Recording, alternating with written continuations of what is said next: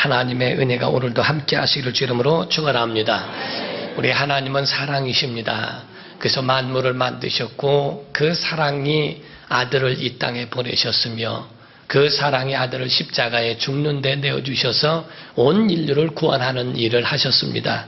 아들도 사랑이신지라 이 땅에 오셔서 하나님을 사랑하는 마음과 또 인류를 사랑하는 마음으로 자기 몸을 내어주셨고 십자가의 죽으심으로 말미암아 천국의 영생의 길을 열어놓으신 분이 우리 주님이십니다. 우리 예수님은 누구이실까? 성경에 말씀하기를 주는 그리스도시요 살아계신 하나님의 아들입니다 라고 말씀을 하셨어요. 곧 예수 그리스도는 하나님의 아들이십니다. 그리고 예수님은 우리 인류의 구주이신 줄 믿습니다. 이와 같이 우리가 예수 그리스도를 믿는 것은 생명이냐 아니면 사망이냐 천국이냐 지옥이냐 이 갈림길은 예수 그리스도를 누구로 믿느냐에 있는 겁니다. 오늘날 많은 사람들은 행함에 대한 부분을 강조하고 이야기하지만은 실제적으로 성경이 우리에게 증거하고 있는 것은 예수를 누구로 믿느냐는 거예요. 세상에 있는 종교들은 사람이 중요하지 않습니다. 어떤 누구 교주나 이런 것이 중요하지 아니하고 그 가르침을 중요하게 여기지만은 기독교에서는 예수 그리스도를 누구로 믿느냐는 것은 생명에 관한 일과 같은 것을 우리에게 증거하고 있습니다. 그러므로 예수 그리스도를 바로 하나님의 아들이시여 내 구주로 믿고 영접하고 그 이름을 부르면 성경에 우리 말씀하기를 구원을 우리에게 주신다라고 성경은 말씀하셨어요. 누구든지 주의 이름을 부르는 자는 구원을 얻으리로다 라고 로마서 10장 13절 이하에 말씀하고 있지 않습니까? 이와 같이 우리 안에 예수 그리스도의 이름이 있는 것은 주님이 우리 안에 계시다고 하는 하나님의 약속이 우리 안에 있는 것과 같은 겁니다. 오늘 우리 주의 말씀을 듣게 될 텐데 예수께서 이 땅에 오셔서 구원을 말씀하시고 복을 말씀하셨어요. 마태복음만 보더라도 5편의 설교를 이야기하고 있는데 그 가운데 첫 번째 설교가 산상보훈, 산상수훈이라고 하는 그런 마태복음 5장, 6장, 7장에 있는 말씀을 말씀합니다. 그때에 예수께서 산에 오르셔서 많은 사람들 가운데 입을 열어 가르쳐 가라사대 심령이 가난한 자는 복이 있나니라고 입을 여셨어요. 그래서 그를 팔복이라고 이렇게 표현을 합니다. 팔복으로 시작했던 주님의 그 선포 가운데는 복되도다 복되도다 곧 마카리오스라고 하는 그런 복이 있다. 복을 얼마나 많이 선언하는지 모릅니다. 그래서 주께서 구원을 선포하시고 복을 선포하시는 겁니다. 로마의 압제에 의해서 고통당하고 있는 이스라엘 백성들, 종교적 행위를 한다고 하는 그런 사제들이나 제사장들, 서기관들, 바리새인들에게 실망하고 있는 그 사람들에게 주께서 첫 번째 선포하신 말씀이 마카리오스, 복되도다 복이 있도다 복이 있도다. 너희는 복의 근원이다 복의 사람이다. 그리고 너희는 바로 이 세상의 희망이다라고 말씀하시는 겁니다. 그래서 너희는 세상의 빛이요 너희는 세상의 소금이라. 너희로 인하여 세상을 비추게 할 것이고 너희는 바로 예수 그리스도의 영광을 반사하는 달빛과 같은 역할을 한다 하고 주께서 그들에게 희망을 불어넣어주는 말씀을 하신 것이 바로 팔복이라고 하는 첫 번째 설교를 말씀합니다. 이 첫 번째 설교의 시작은 팔복으로 복으로 시작했지만은 그러나 마지막에 결론에 대해서는 건축하는 그 집을 건축하는 자에 대한 건축에 대하여 말씀하고 있어요.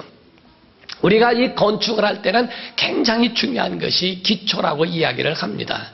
우리가 일본의 임페리얼 호텔이라고 하는 것이 있어요.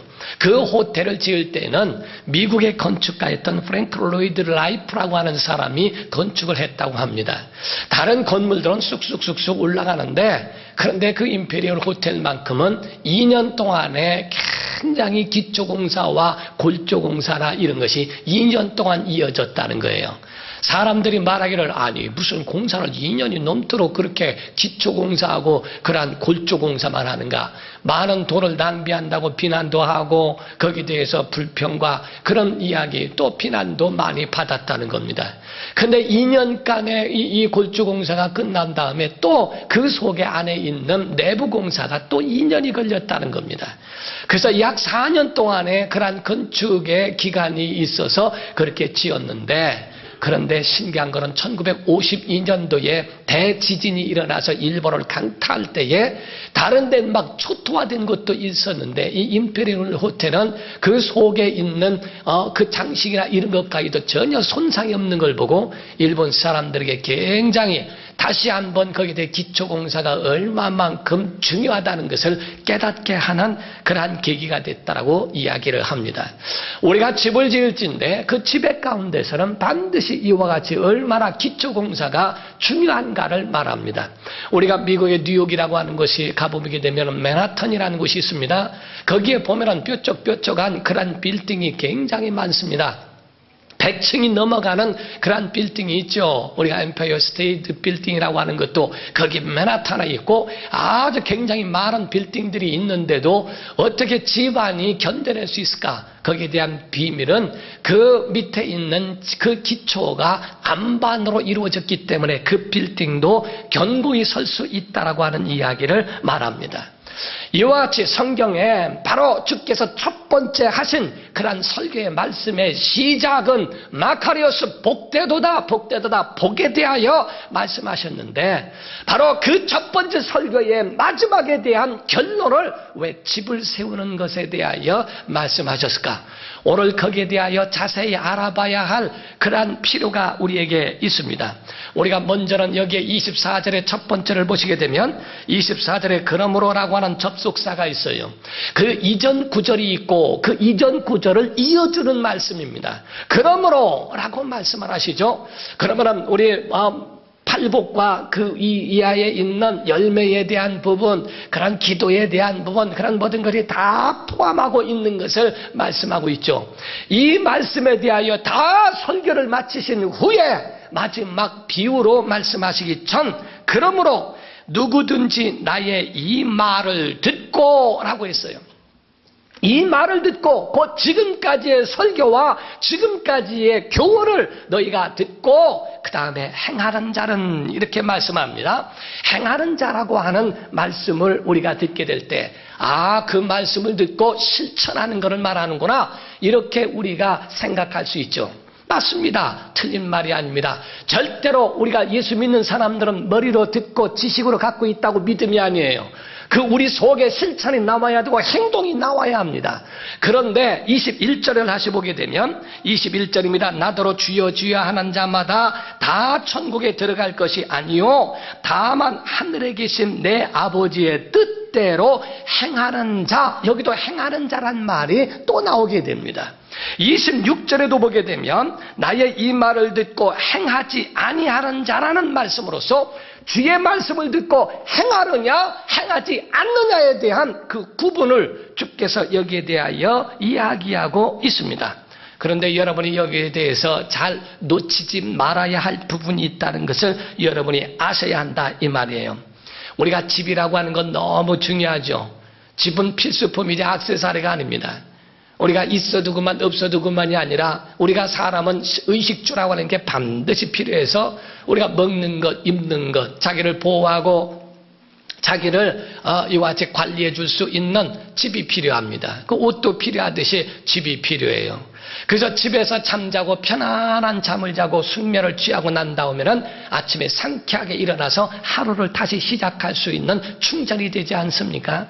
우리가 먹는 것, 입는 것, 그리고 자는 것, 이것은 우리에게 아주 필수적인 것일진데 이게 만약에 무너져 버린다면 어떡하겠어요?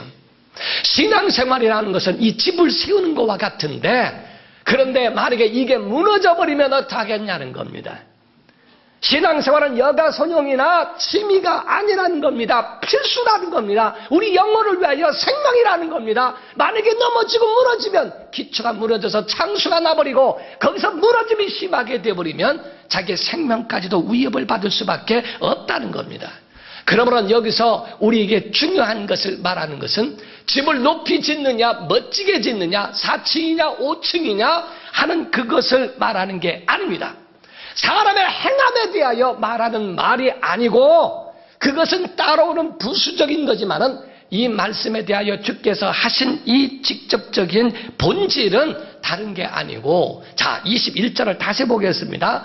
1절에 나더러 주여 주여 하는 자마다 다 천국에 들어갈 것이 아니라고 말씀하셨죠. 다만 하늘에 계신 내 아버지의 뜻대로, 여기서 두 가지로 나누겠습니다. 내 아버지의 뜻대로라고 하는 것과 행하는 자라고 하는 것을 말씀하고 있어요. 그때 22절에 그날에 많은 사람이 나더러 이르되 주여 주여 우리가 주의 이름으로 선지하도록 하며 주의 이름으로 귀신을 쫓아내며 주의 이름으로 많은 권능을 행하지 아니하였나이까 하리니 주께서 충격적인 대답을 하셨어요. 그에 대하여 대답을 하시기를 그때 내가 그들에게 밝히 말하되 내가 너희를 도무지 알지 못하니 두 번째로 불법을 행하는 자들이요 셋째로 내게서 떠나가라 하리라 라고 말씀했죠. 여기서 우리가 잘 이해해야 됩니다. 많은 사람들은 본질을 이해하지 못하고 자기의 행함에 대하여 말합니다. 그래서 행동에 대하여 강조하는 분들은 봐라 나더러 주여 주여 말로만 하지 말고 주여 주여 하는 자가 다 천국 가는 게 아니라 뜻대로 행해야 돼요. 행함에 대하여 강조하고 행함이 있느냐 없느냐에 따라서 바로 그 집이 주초를 반석 위에 세운 것 같고 행함이 없는 자는 그 주초를 바로 모래 위에 세운 것 같다라고 이렇게 오해하기 쉽다 이거야. 여기서 주님이 하신 말씀은 행함이 아닙니다. 주여 내가 주의 이름으로 선지하도록 또 했습니다. 내가 주의 이름으로 귀신도 쫓아냈습니다. 내가 주의 이름으로 많은 권능과 능력을 행했습니다. 이런 업적이 반석이 아니라는 거예요. 지금 여기서 아시는 것은 지혜로운 자와 어리석은 것에 대하여 이야기하는데요. 자, 한번 보세요. 24절에 이 말을 듣고 행하는 자는 그 집을 반석 위에 지은 집과 같다고 말하지 않고 반석 위에 지은 지혜로운 사람이요. 여기서 오늘 본 말씀은 집이 아니라 사람이라는 얘기입니다. 여기서 26절에도 말을 듣고 행하지 아니하는 자는 그 집을 모래 위에 지은 어리석은 사람. 주님이 말씀하는 것은 집을 말하는 게 아니라 사람이라는 얘기입니다. 그래서 21절을 다시 돌아갑니다. 두 가지로 나눴다고 그랬죠. 다만 하늘에 계신 내 아버지의 뜻대로 행하는 자. 행함에 있는 게 아니고 선지자 노릇하고 귀신을 쫓아내고 그리고 많은 능력을 행하는 행함이 있어도 그 업적이 구원이 아니고 내가 너 모른다 하시겠다는 겁니다. 주님이 행하신 말씀대로 순종하고 했다고 하더라도 주께서는 너 모른다 불법을 행하는 자라고 하시겠다는 겁니다. 주여 주여라고 말을 한다 할지라도 그런 모양도 갇혀있고 다 그런 행함이 따라온다 할지라도 주께서 너 모른다. 왜 그런가? 내 아버지의 뜻대로 하지 않으면 소용없다는 거예요. 기초와 본질은 예수 안에 있다는 겁니다. 기초와 본질은 하나님 아버지의 뜻이라는 겁니다. 우리의 마음의 기초가 어디 있냐는 거예요. 우리가 구제를 하고 헌금을 하고 내가 많은 능력을 행하는 것처럼 보여도 과연 그것이 어디에 있냐는 겁니다.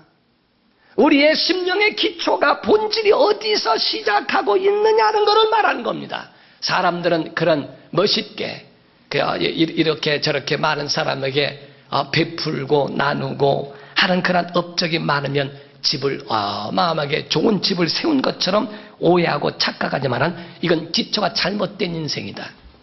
나 없는 선지자 노릇, 나 없는 귀신 쫓아내는 거.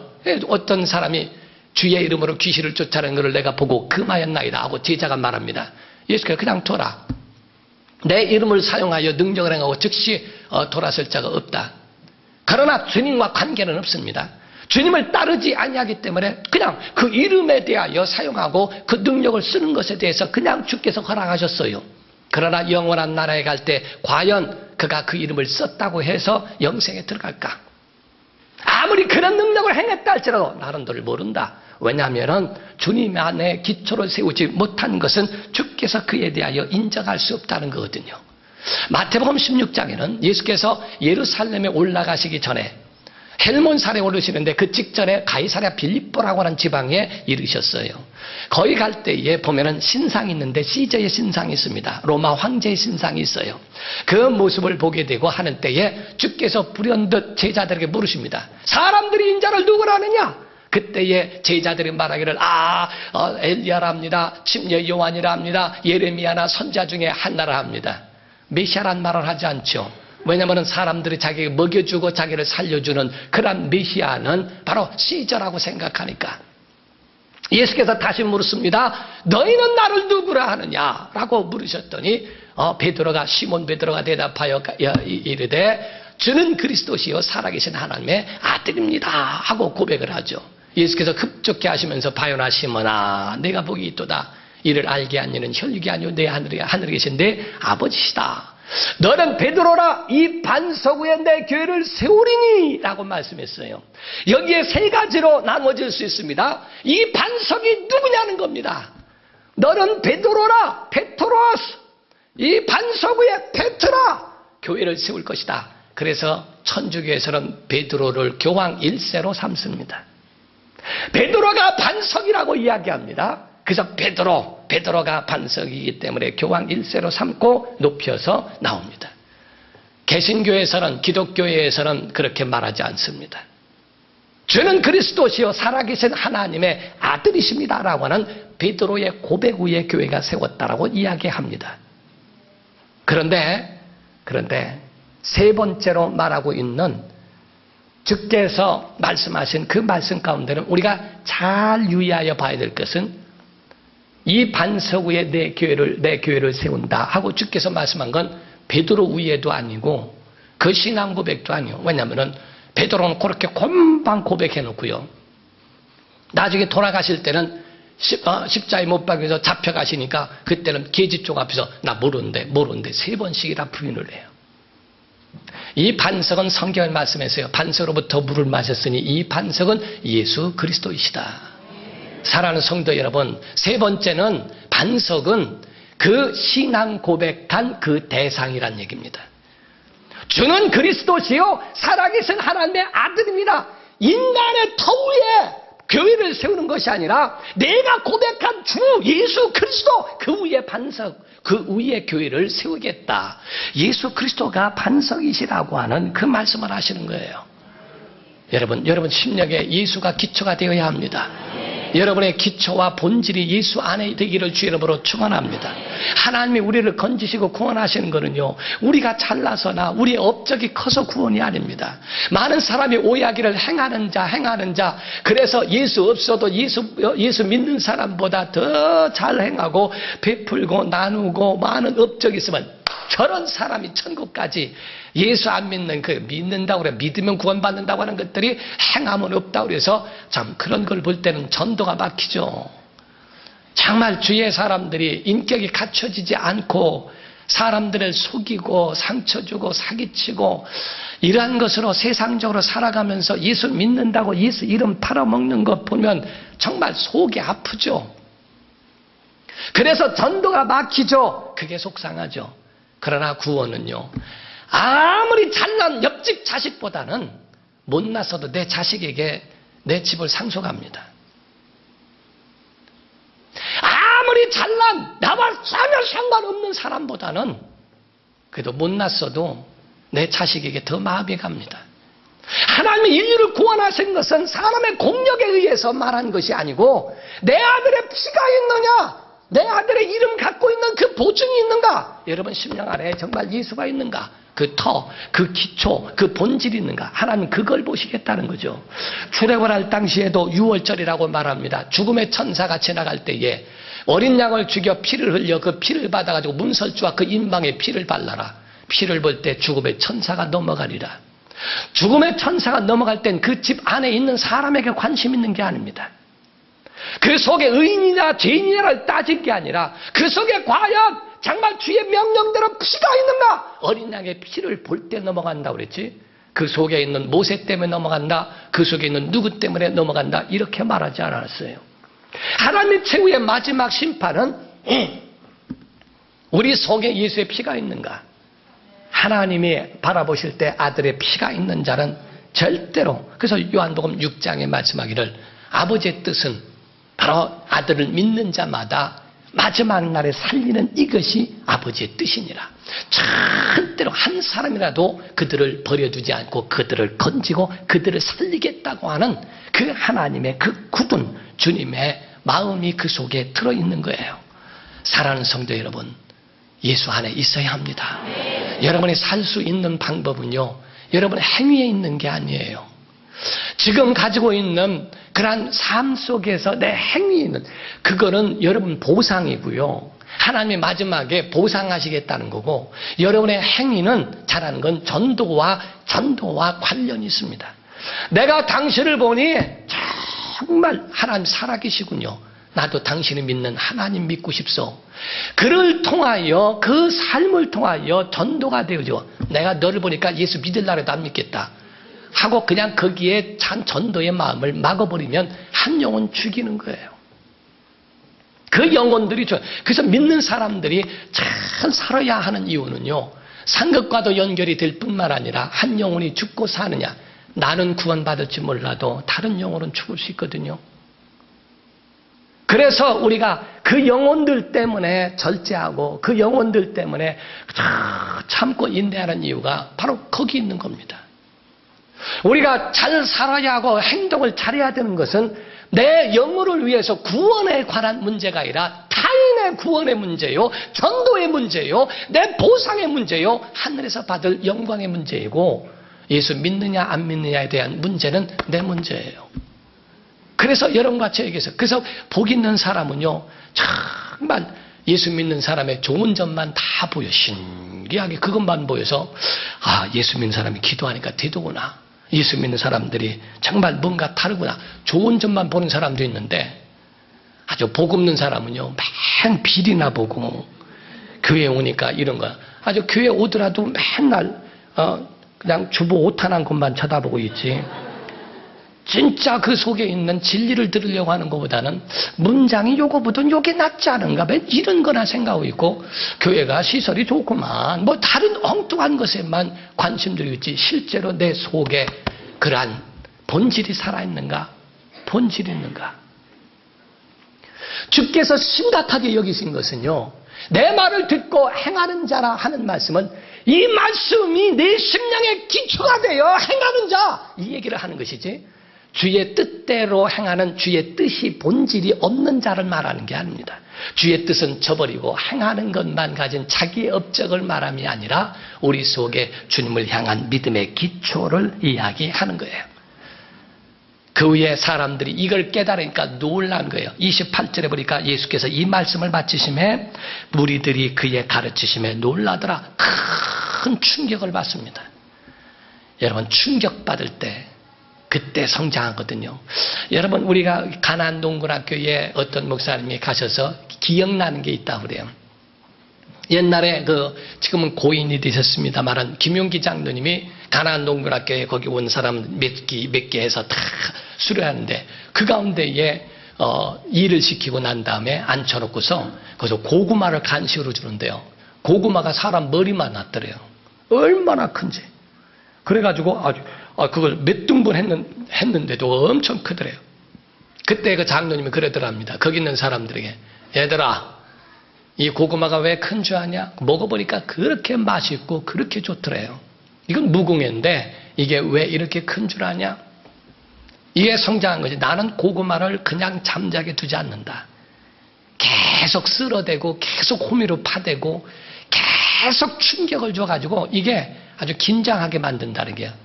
고구마가 긴장된 고구마예요. 그래서 자기가 그러니까 그냥 가만히 있지 못하고 계속 움직이면서 그럴 때 성장한다 그러더래요. 그 얘기를 듣고, 여러분, 하나님 말씀이에요. 여러분 심령 가운데 아멘할 때 은혜가 되는 거고요. 하나님 말씀은 여러분 아멘으로 받을 때 병도 낫는 거고요. 하나님의 말씀이 여러분이 큰 충격으로 받을 때 여러분 영적 성장이 있는 것이다 이 말이에요.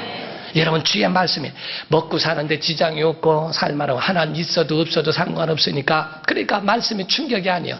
그냥 내 말에 내 생각과 맞으면 은혜 받은 거고 내 생각과 틀리면 은혜 안 받은 거고 그렇게 각각 자기 마음대로 하나님을 해석할 때는 여러분 영적으로 성장할 수도 없는 거예요. 하나님의 말씀이 내 영혼에 충격이 될 때 빛이 될 수 있습니다. 어둠이 떠나갈 줄 믿습니다.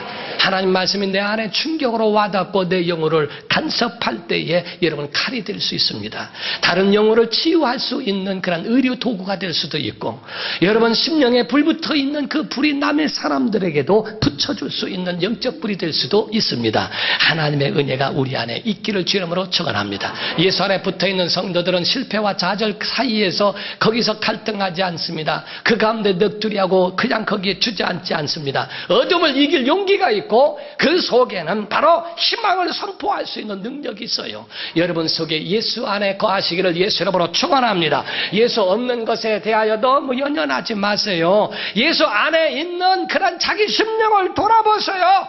아브라함같이 하나님을 만난 게 얼마나 큰 충격이었는가. 모세가 이 큰 광경을 보리라 떨기나무에 불은 붙었으나 왜 사라지지 않는가. 하나님을 만난 게 얼마나 큰 충격인지 모릅니다. 그의 삶의 전환점이 되지 않습니까?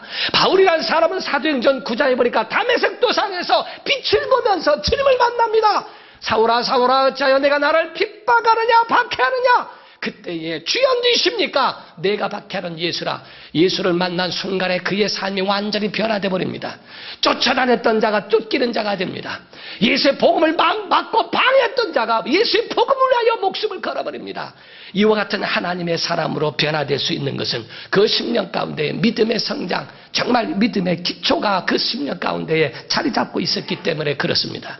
반석 위에 세운 사람, 반석 위에 집을 세운 지혜로운 사람이라고 한 것처럼 우리 그런 사람 되기를 예수 이름으로 축원합니다. 하나님의 능력이 여러분 심령과 가정과 교회 위에 넘치기를 예수 이름으로 축원합니다. 기도하시겠습니다. 이 시간에 다 같이 통성으로 기도할 때 믿음이 충격으로 와닿아야, 하나님의 말씀이 충격으로 와닿아야, 그래야 은혜가 되고 그래야 여러분 심령이 살아날 수 있어요.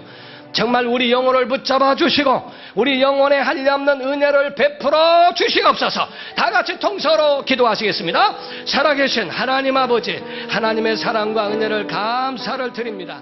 저들의